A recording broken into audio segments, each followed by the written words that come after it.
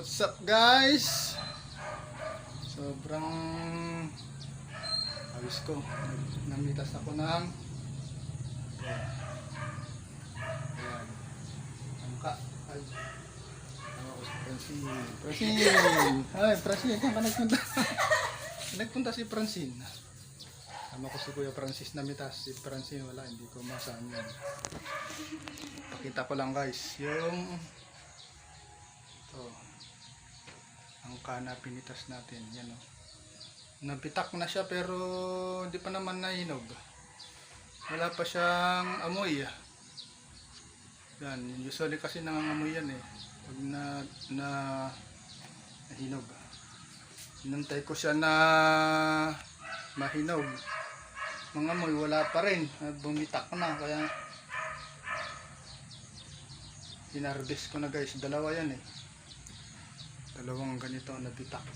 So tingnan natin kung mahihinog siya guys. Malaki ano. Sama natin si Francine. Francine, hello Francine. Si Francine guys nagtatago. Ano kayang problema ni Francine? Bakit siya nagtatago? Ayun lang ulit makapag-vlog.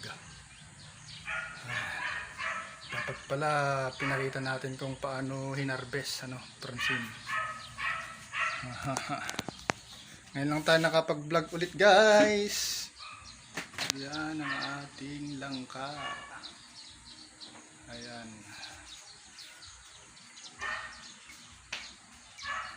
So paano to, wala nang cut-cut to guys.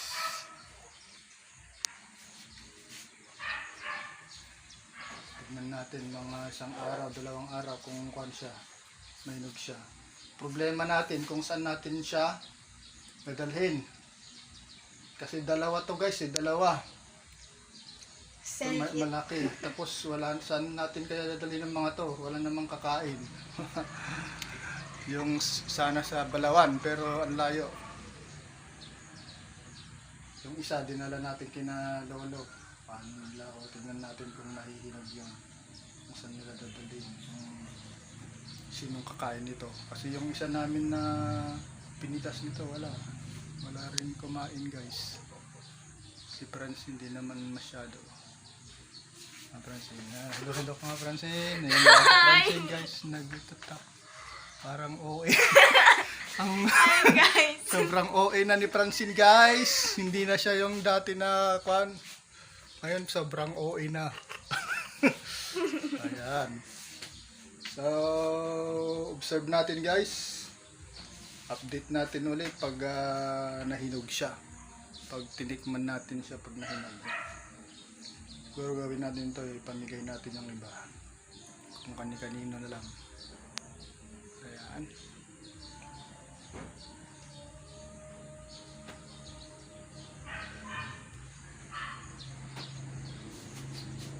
Sana apan siya.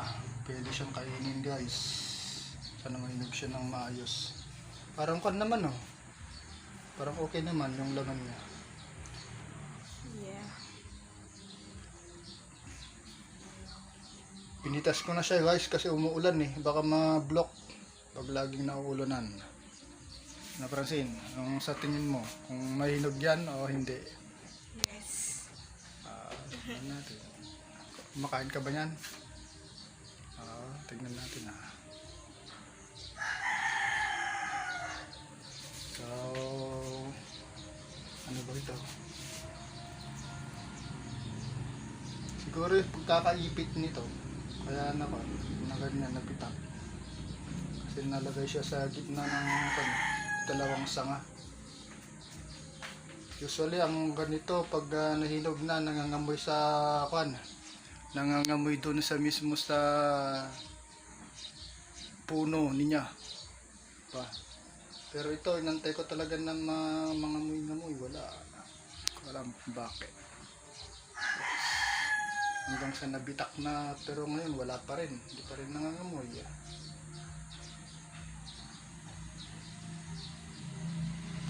Ayan guys, malaki-laki. So yan guys, thank you so much sa panonood sa aking vlog for this day. Kasama ko si Francine. Babay ka na Francine. Bye. Bye. Hey guys, I have a surprise. Sabi